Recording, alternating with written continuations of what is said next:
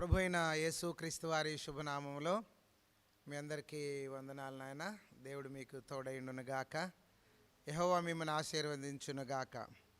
దేవుని దయ వలన, కృప వలన, ప్రేమ వలన ఆయన దివ్య సన్నిధిని అనుభవించుటకు మనకిచ్చిన అనుమతిని బట్టి, అవకాశమును బట్టి, ఆయుష్కాలాన్ని బట్టి దేవునికి సమస్త ఘనత, మహిమ, ప్రభావములు చెల్లించబద్ధులమై ఉన్నాం. ఈ యూట్యూబ్ పరిచర్య ద్వారా దేవుడి రీతిగా మనల్ని బలపరుస్తూ, నడిపిస్తూ, స్థిరపరుస్తున్నందుకు దేవునికి మహిమ కలుగునుగాక, ఘనత కలుగునుగాక. మనందరము ఆయనను స్తుతించ బద్ధులమై ఉన్నాము. ఆమెన్. ఈరోజు లేఖన భాగమును చదువుకొని ప్రార్థన చేసుకొని లేఖన భాగమును ధ్యానించుకుందాము. లేఖన భాగం ద్వితీయోపదేశకాండం. ఈరోజు మరి ధ్యానించేటువంటి విషయంలో ద్వితీయోపదేశకాండం నుండి కొన్ని విషయాలు మనం నేర్చుకోవాలి అని నేను ఆశపడుతూ ఉన్నాను. చూడండి, కూడదు, మరి చేసుకొనకూడదు, ఉండకూడదు, ఇలాగా కొన్ని మాటలు మనం ఏం చేయకూడదో ఆ విషయాలను ద్వితీయోపదేశకాండంలో మోషే గారు ఏ విషయాలను ప్రభువు యొక్క వాక్కు ద్వారా రాసి ఉంచారో కొన్ని విషయములను మనం నేర్చుకుందాము.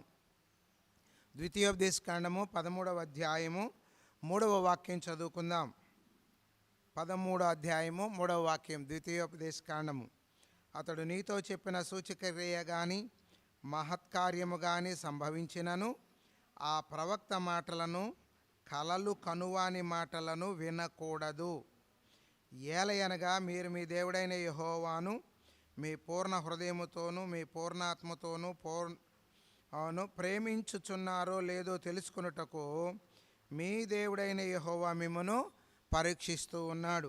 మన చుట్టూ అనేక మంది ఉంటూ ఉంటారు. ఆ ఉన్నటువంటి పరిస్థితుల్లో మనకు అనేకమైన పరిస్థితులు ఎదురవుతూ ఉంటాయి. అలాంటప్పుడు ఏం చేయొచ్చు, ఏం చేయకూడదని మనము ఆలోచన చేసుకొనవలసినటువంటి వారమై ఉన్నాం.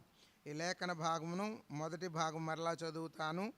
అతడు నీతో చెప్పిన సూచక్రియ కానీ మహత్కార్యము కానీ సంభవించినను ఆ ప్రవక్త మాటలను, కలలు కనువాని మాటలను వినకూడదు. అంటే ఒక అబద్ధ ప్రవక్త, కలలు కనేవాడు నీ మధ్య లేచి నీ వెరుగని దేవతలను పూజింతము రమ్మని మరి నీకు చెప్తే, అతడు నీతో చెప్పిన సూచక్రియ కానీ లేక మహత్కార్యం కానీ సంభవించినను ఆ ప్రవక్త మాటలను, కలలు కనువాని మాటలు వినకూడదు. ప్రార్థన చేసుకుందాం. సకలాశీర్వాద స్తోత్రములకు కారణభూతుడైన తండ్రి, వందనాలు నాయన. మీ సన్నిధిలో ఈ రీతిగా జ్ఞాపకం చేసుకొని శ్రేష్టమైన మీ సన్నిధిని ఆశీర్వాదకరంగా అనుభవించుటకు గాను మీరు మమ్మలను ప్రేమిస్తున్నందుకు, ప్రేరేపిస్తున్నందుకు, బలపరుస్తున్నందుకు వందనాలయ్యా.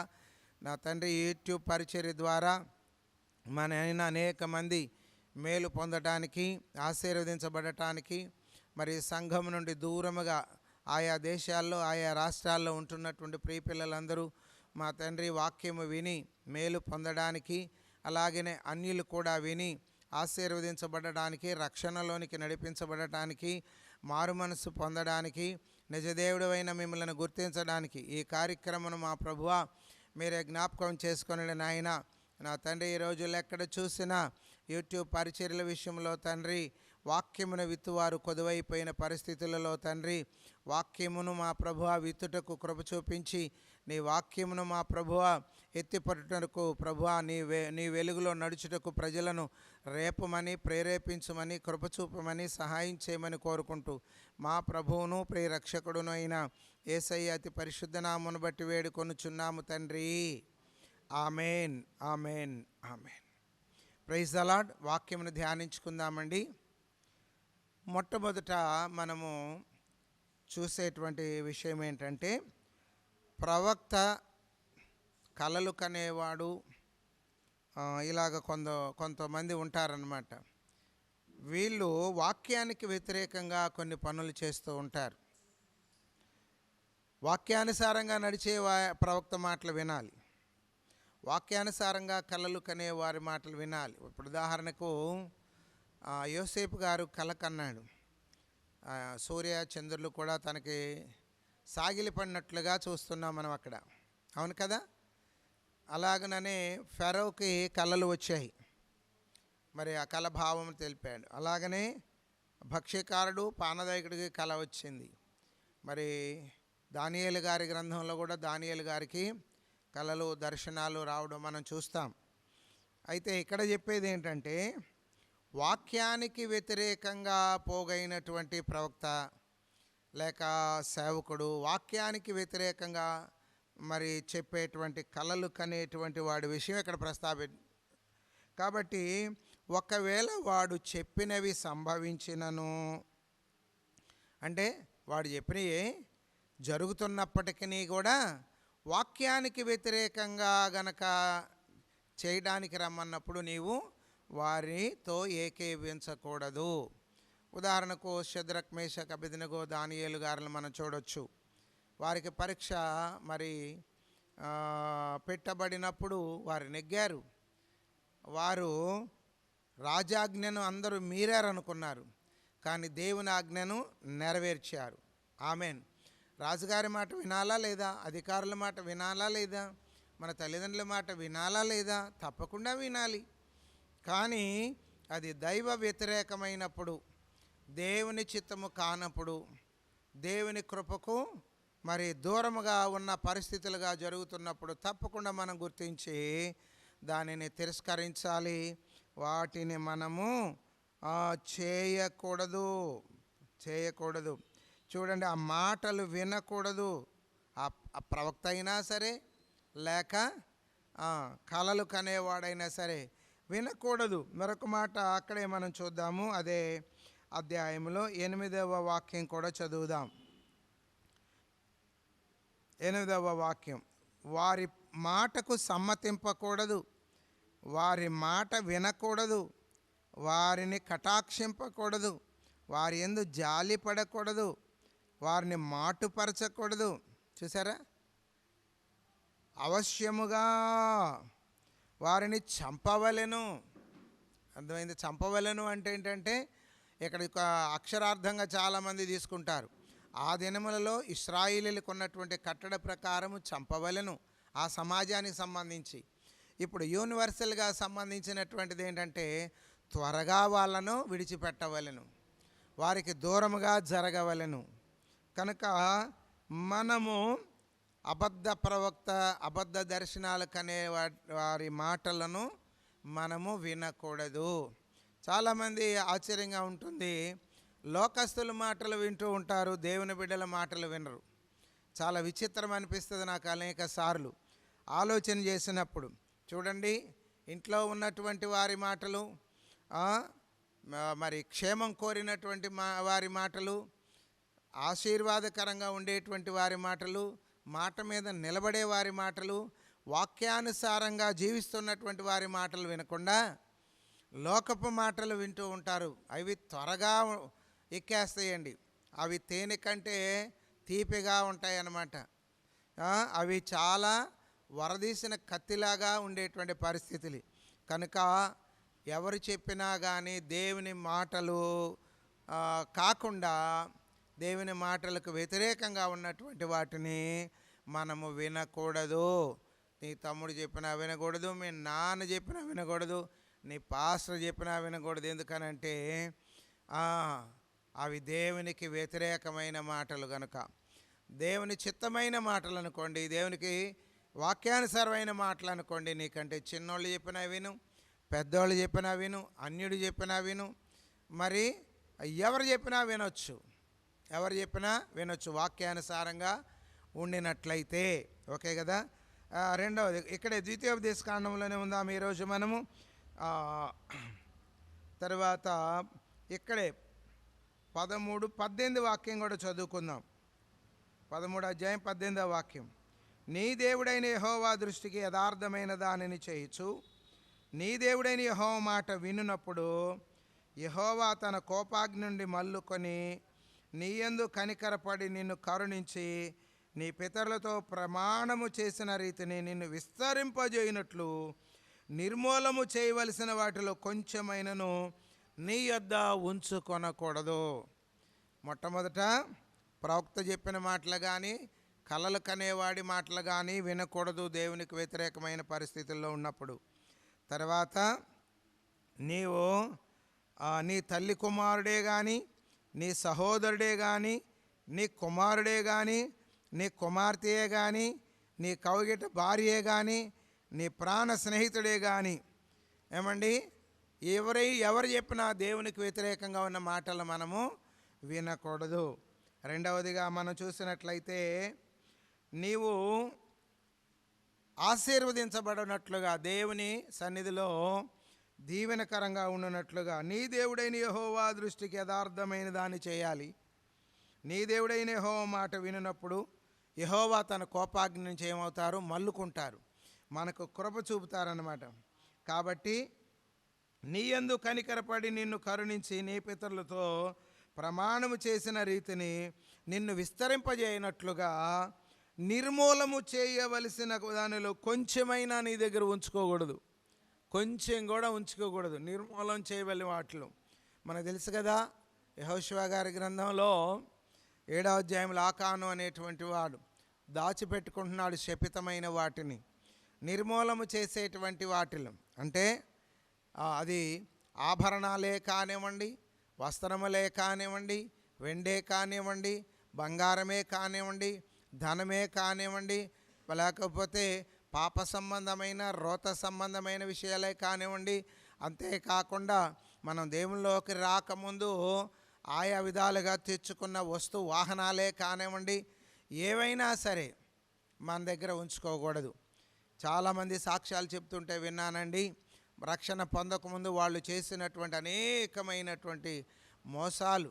ఒక ఆయన అయితే ఒక రైల్వే ఉద్యోగిగా ఉండేటువంటి ఆయనట, చూడండి, చాలా రైల్వే సంబంధమైనటువంటి ఐరన్ను అక్రమంగా అమ్ముకున్నాడట.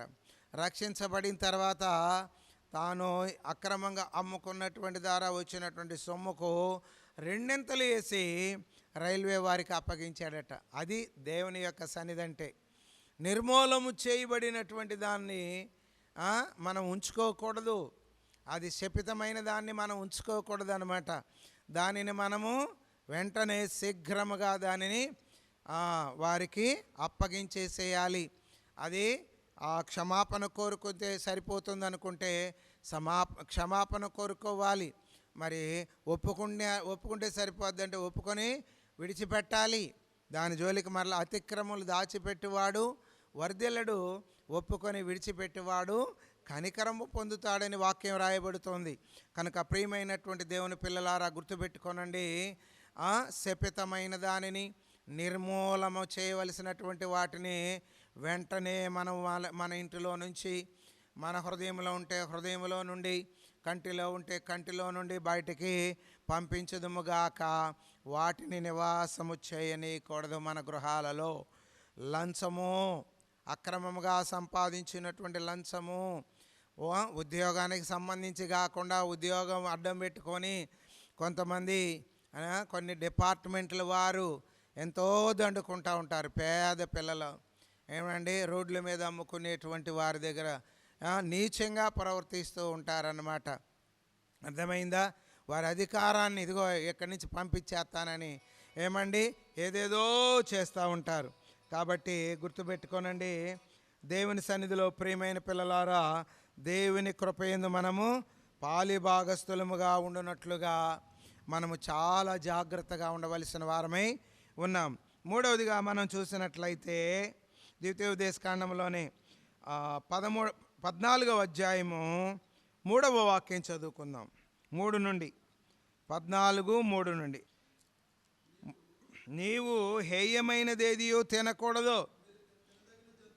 చాలు, నీవు హేయమైనదేదియో తినకూడదు అంటే దేవుడు ఏది తినకూడదు అని చెప్పాడో దాన్ని తినకూడదు. మరి విచ్చలే తిండి ఒక భయంకరమైన పాపం అయిపోయిందనమాట.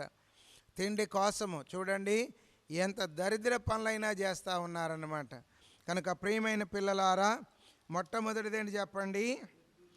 మొట్టమొదటిది కలలు కనువాడైనా లేక ప్రవక్త ఎవడైనా, తల్లి కుమారుడైనా, తండ్రి కుమారుడైనా, కౌగిట్లో ఉన్నటువంటి భార్య అయినా, నీ కుమార్తె అయినా, నీ కుమారుడైనా, ఎవరైనా సరే దేవునికి వ్యతిరేకంగా మనం చేద్దాం రమ్మన్నప్పుడు వారి మాట వినకూడదు. రెండవది శపితమైన దానిని మన దగ్గర ఉంచుకొనకూడదు. అది ఆత్మీయంగా ఉంచుకొనకూడదు, శారీరకంగా వస్తు వాహనాలు ఏమైనా కూడా ఉంచుకొనకూడదు. తర్వాత మూడవది మనం చూస్తే తినకూడదు. ఏమండి, ఏ పడితే ఇవి ఎక్కడ పడితే అక్కడ ఎట్లా పడితే అట్లా తినేస్తున్నారండి. తిండికి ఒక ఇది లేదు, భయంకరమైనటువంటి పరిస్థితి. తినుట త్రాగుట అనేది ప్రధానమైపోయింది. అందుకనే వారు తినుచు త్రాగుచూ ఉన్నారట. ఎక్కడ? సొదొమ ప్రజలు, సొదొమ గొమొర్రా ప్రజలు ఏం చేస్తున్నారు? భయంకరమైన పబ్బులతోనూ క్లబ్బులతోనూ తిండితోనూ భయంకరమైనటువంటి పరిస్థితి. తిండి తిండి తిండి అనమాట. కనుక ఈవేళ ఇన్ని భయంకరమైనటువంటి వైద్యులకు అర్థం కాని రోగాలు రావడానికి కారణం ఏంటంటే తినకూడని తిండి తినటం అనమాట. కాబట్టి నీవు హేయమైనదేదియో తినకూడదు. హేయమైనదంటే కొన్ని విగ్రహాలకు అర్పించినటువంటి వాటిని కూడా మనం తినకూడదు. అవి తినగలిగిన వస్తువులైనా విగ్రహానికి అర్పించింది అని మనకు తెలిసినప్పుడు తినకూడదు. అర్థమైందా? అర్పించింది అని మనకు తెలియలేదనుకోండి, ఇబ్బంది లేదు. అది గబకని తినేసినా కానీ ఇబ్బంది లేదు. తెలిసి పొరపాటున అలాంటి పరిస్థితికి వెళ్ళవద్దని మనవి చేస్తూ ఉన్నాను. దేవుడు మీకు తోడైంటునుగాక. 15వ అధ్యాయానికి వద్దాం. 15:7 చదువునాను. ద్వితీయోపదేశ కాండంలోనే ఉండండి. నీ దేవుడైన యెహోవా నీకిచ్చుచున్న దేశమందు నీ పురములలో ఎక్కడనైనను నీ సహోదరులో ఒక భేదవాడు ఉండిన ఎడల, భేదవాడైన నీ సహోదరుని కరుణింపకుండా నీ హృదయమును కఠినపరుచుకొనకూడదు. హృదయాన్ని ఏం చేయకూడదు? కఠినపరుచుకొనకూడదు. హృదయమును కఠినపరుచుకునేవాడు కీడులో పడిపోతాడు.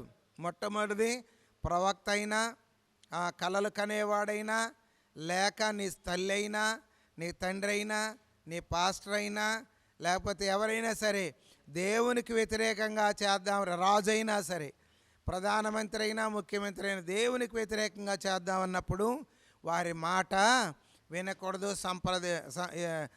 సమ్మతించకూడదు. రెండవది, శపితమైనటువంటి దానిని నీ దగ్గర ఉంచుకోకూడదు. శపించబడినటువంటివి నీ దగ్గర ఉంచుకోకూడదు అన్నమాట. తర్వాత నిషిద్ధమైనటువంటి వాటిని తినకూడదు. నిర్మూలన చేయవలసిన వాటిని దగ్గర ఉంచుకోకూడదు. శపితమైన వాటిని ఉంచుకోకూడదు.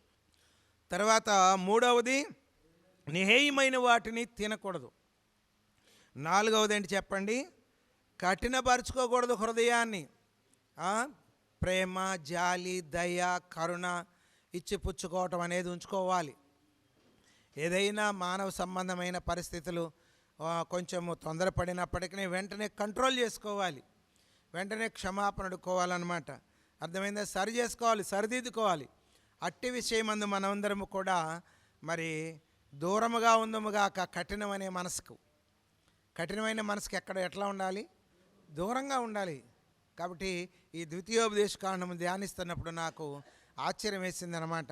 ఇన్ని విషయాలు, చక్కటి విషయాలు రాసి ఉంచారు. వీటి వల్ల మనం దీవించబడతాం, వీటి వల్ల మనకు దీర్ఘాయువు వస్తుంది, వీటి వల్ల మనం ఆశీర్వదించబడతాం, వీటి వల్ల మనం ఆరోగ్యంగా ఉంటాం, వీటి వల్ల మనము అనేకులకు మేలుకరంగా ఉంటాం, మన కుటుంబానికి, మన సమాజానికి, మన దేశానికి ఆశీర్వాదకరంగా ఉంటాం, మేలుకరంగా ఉంటాం.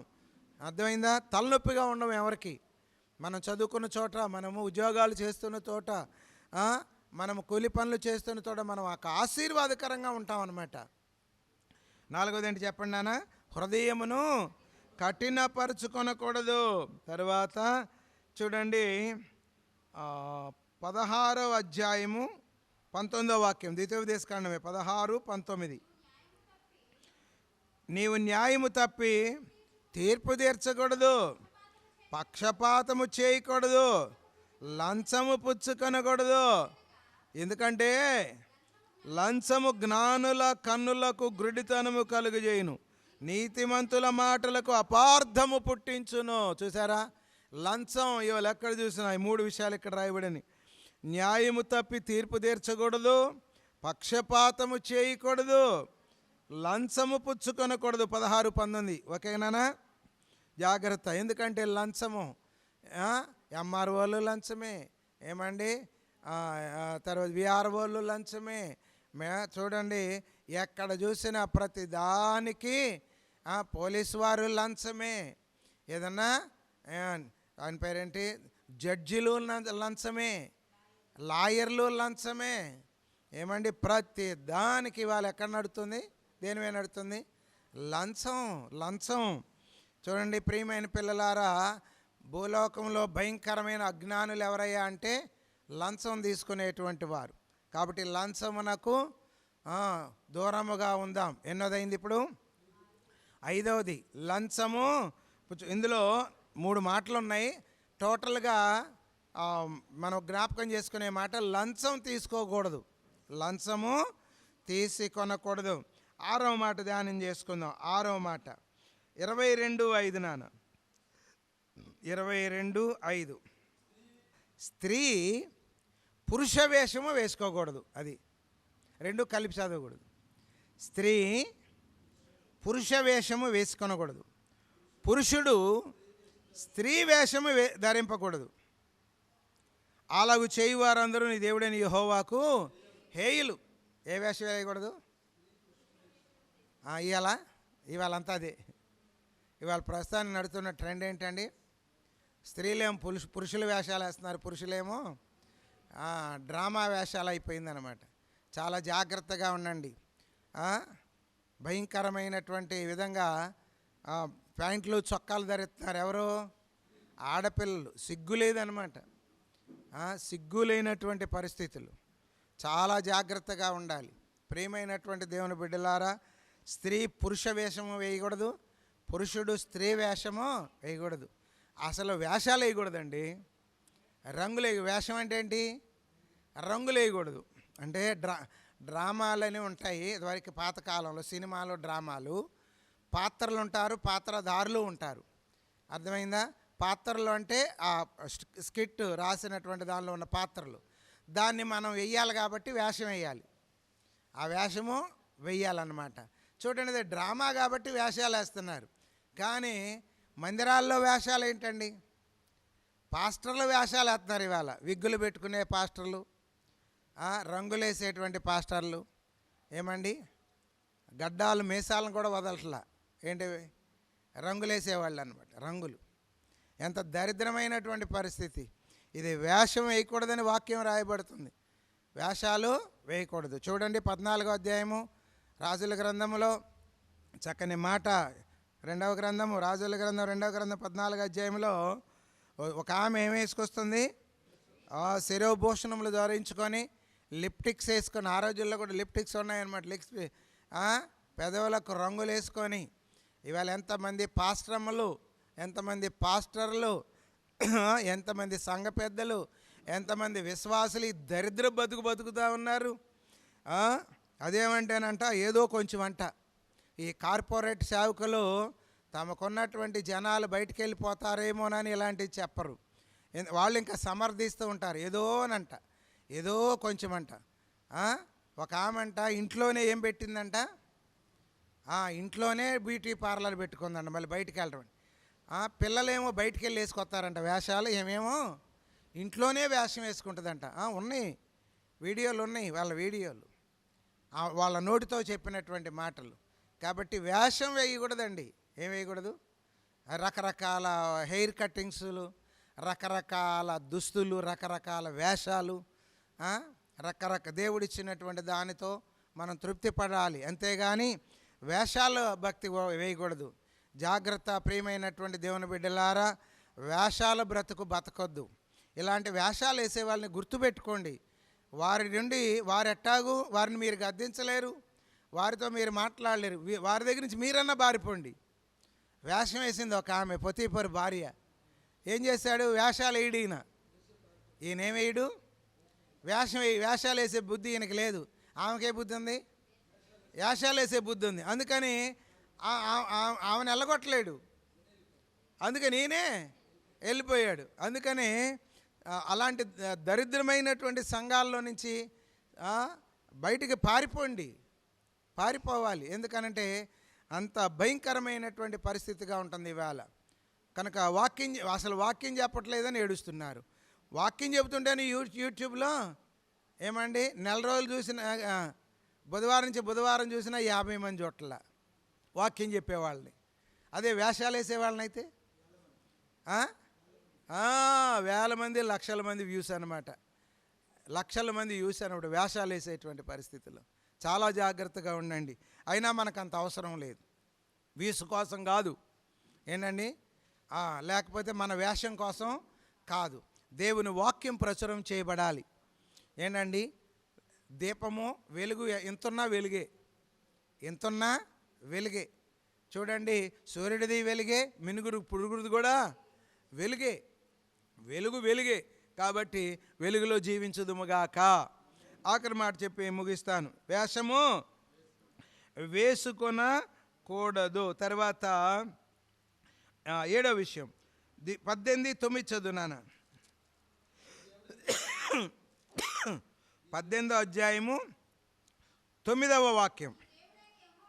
నీ దేవుడైన యెహోవా నీకిచ్చుచున్న దేశమున నీవు ప్రవేశించిన తర్వాత ఆ జనముల హేయ క్రియలను నీవు చేయ నేర్చుకొనకూడదు. హేయ క్రియలు, ఆ జనులు చేసే హేయ క్రియలు ఇవాళ 100కి 99 మంది చేస్తున్న పరిస్థితులు ఇదే.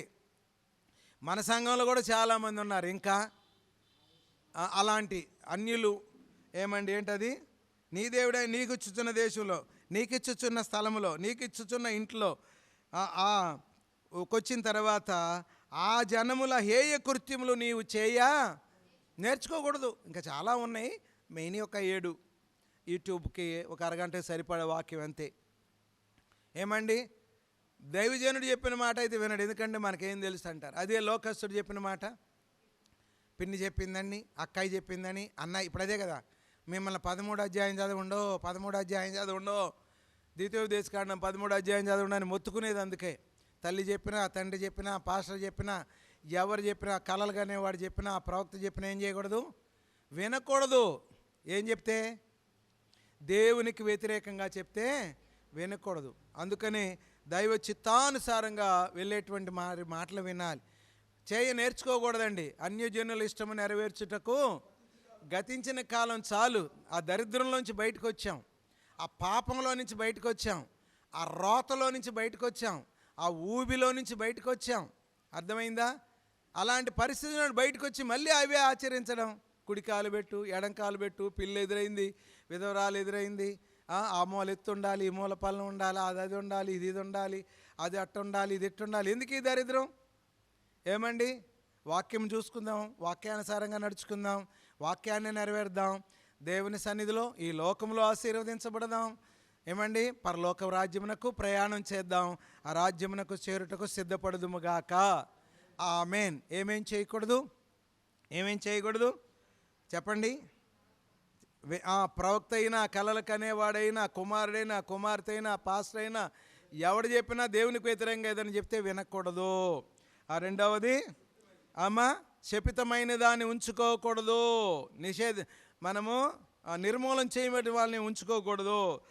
తర్వాత తినకూడని వాటిని, హేయమైన వాటిని తినకూడదు. తర్వాత హృదయాన్ని కఠినపరుచుకొనకూడదు.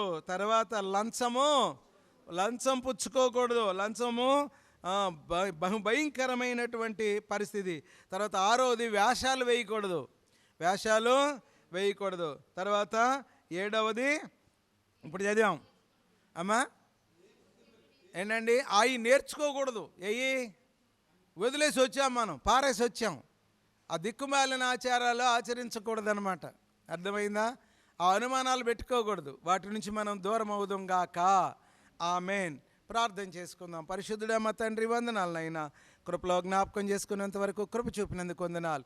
మీ దయాకడం అనుగ్రహించమని మేమేం చేయకూడదు ఈరోజు స్పష్టంగా మాట్లాడినందుకు వందనాలు, విపులంగా మాట్లాడినందుకు వందనాలు. ఇంకా అనేకమైనవి ఉన్నవి, కానీ నా తండ్రి కొద్ది నిమిషాలు కొన్ని విషయాలను ధ్యానించడానికి సహాయం చేసినందుకు వందనాలు చెల్లిస్తూ యేసయ్య అతి పరిశుద్ధ నామమును బట్టి వేడుచున్నాము తండ్రి. ఆమేన్, ఆమేన్, ఆమేన్. పాదదీపం చెప్దాం అందరం కలిసి. ప్రేమ దీర్ఘకాలము సహించును, దయ చూపించును, ప్రేమ మత్సరపడదు, ప్రేమ డంబముగా ప్రవర్తింపదు, అది ఉప్పొంగదు, అమర్యాదగా నడవదు, స్వప్రయోజనమును విచారించుకొనదు, త్వరగా కోపపడదు, అపకారమును మనస్సులో ఉంచుకొనదు, దుర్నీతి విషయమై సంతోషపడక సత్యమునందు సంతోషించును, అన్నిటికీ తాలుకొనును, అన్నిటినీ నమ్మును, అన్నిటినీ నిరీక్షించును, అన్నిటినీ ఓర్చును, ప్రేమ శాశ్వత కాలముండును. Amen, amen, amen. Praise the lord. మీ అందరికీ వందనాలు. మీకు శుభమగుగాక. దేవుడు మీకు తోడైండునుగాక.